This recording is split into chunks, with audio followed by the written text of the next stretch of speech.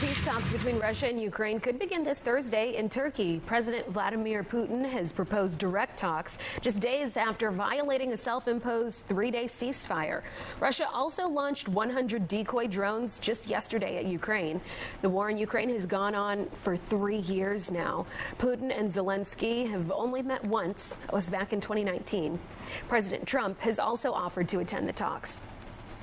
The first U.S. Pope has hit the ground running, meeting with journalists, reaching out to Jewish communities, and putting a spotlight on the war in Ukraine.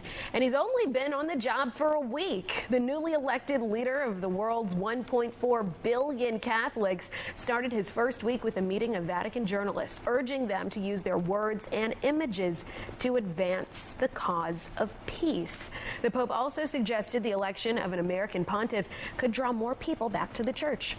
The people will turn to faith. With the grace of God, he will be able to unite people from all over the world. While Pope Leo was born in Chicago, he did tell reporters he doesn't have any plans to be back in the Windy City anytime soon. Sorry to say for the Chicagoans out there. Well, Trump and the Saudi Crown Prince have signed a strategic economic partnership. The agreement includes modernization of the Saudi armed forces, cooperation between the Justice Ministry and the Saudi judiciary, energy cooperation, assistance between customs authorities, and finally, collaborations between Saudi institutions and the Smithsonian Museum. The Middle East visit is Trump's first international trip of his second term in office. The U.S.-Saudi relationship has been a bedrock of security and prosperity. Today we reaffirm this important bond, and we take the next steps to make our relationship closer, stronger, and more powerful than ever before. Now, President Trump plans to travel to Qatar and the United Arab Emirates, or the UAE, signing deals with each of them.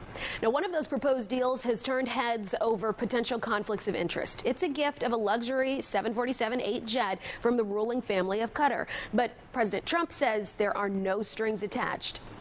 And if we can get a 747 as a contribution to our Defense Department to use during a couple of years while they're building the other ones, I think that was a very nice gesture. Now, I could be a stupid person and say, oh, no, we don't want a free plane. We give free things out. We'll take one, too. And it helps us out. Well, that plane is called a floating palace, and U.S. officials say it could be converted into a potential presidential aircraft to be used while Boeing builds a new Air Force One. The president also said the plane would be donated to his presidential library when his term ends. Critics say it could amount to bribery and is a violation of the Constitution. Alex?